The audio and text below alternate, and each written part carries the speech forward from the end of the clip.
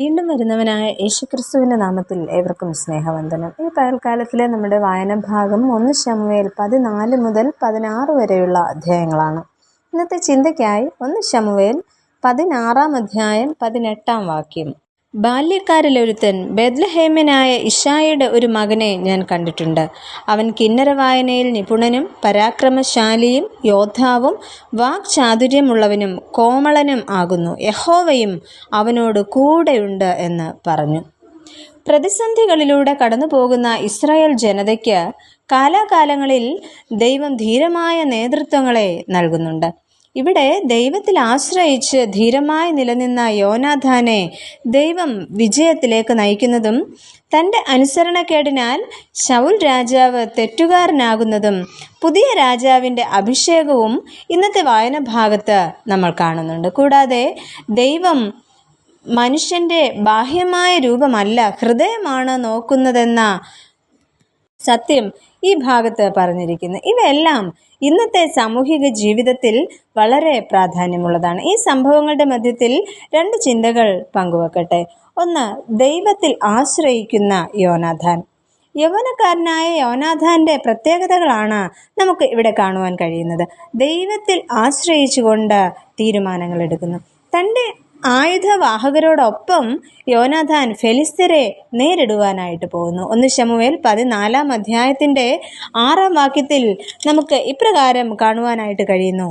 ഇവിടെ തൻ്റെ ആയുധവാഹകരോട് പറയുന്നതാണ് നമ്മൾ കേൾക്കുന്നത്. പക്ഷേ യഹോവ നമുക്ക് വേണ്ടി പ്രവർത്തിക്കും. അധികം കൊണ്ടോ അല്പം കൊണ്ടോ രക്ഷിപ്പാൻ യഹോവയ്ക്ക് പ്രയാസമില്ലല്ലോ എന്ന് യോനാഥാൻ പറയുന്നു. ഇവിടെ സാഹചര്യങ്ങളല്ല, ദൈവമാണ് വിജയം നൽകുന്നത് എന്ന് യോനാഥാൻ ഉറച്ചു വിശ്വസിക്കുന്നു.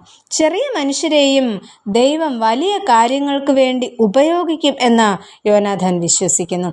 ദൈവത്തിലുള്ള വിശ്വാസത്തോടെ മുമ്പോട്ട് പോയാൽ ദൈവം നമുക്ക് വേണ്ടി പ്രവർത്തിക്കും എന്നുള്ള ആ ഒരു വലിയ വിശ്വാസം യോനാഥാൻ്റെ മനസ്സിൽ ഉണ്ട്.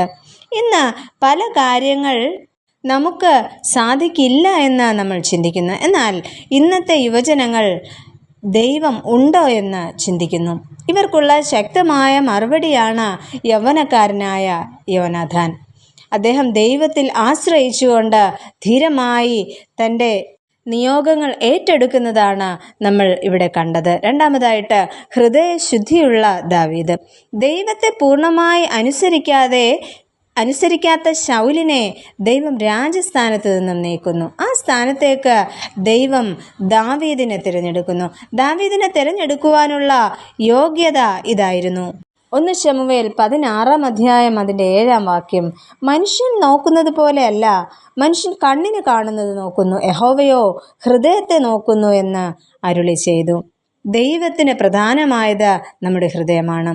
വിനയവും വിശ്വാസവുമുള്ളവരെ ദൈവം ഉയർത്തുക തന്നെ ചെയ്യും. ചെറിയ ഇടങ്ങളിൽ വിശ്വസ്തരായവരെ ദൈവം വലിയ സ്ഥാനങ്ങളിലേക്ക് ഉയർത്തും. പ്രിയമുള്ളവരെ, ലോകം നമ്മെ വിലയിരുത്തുന്നത് നമ്മുടെ ബാഹ്യമായ രൂപത്തിലൂടെയാണ്. എന്നാൽ ദൈവം നമ്മെ നോക്കുന്നത് നമ്മുടെ ഉള്ളങ്ങളെയാണ്. അങ്ങനെയെങ്കിൽ യൗവനക്കാരനായ യോനാഥാനെ പോലെ, ദാവീദിനെ പോലെ ദൈവത്തിൽ ആശ്രയിക്കുന്നവരും ഹൃദയശുദ്ധി ഉള്ളവരുമാകുവാൻ ദൈവം നമ്മെ ഏവരെയും സഹായിക്കട്ടെ. നമുക്ക് പ്രാർത്ഥിക്കാം. പ്രിയ കർത്താവേ, യോനാഥാൻ്റെ വിശ്വാസവും ദാവീദിൻ്റെ ഹൃദയശുദ്ധിയും ഞങ്ങൾക്ക് നൽകണമേ.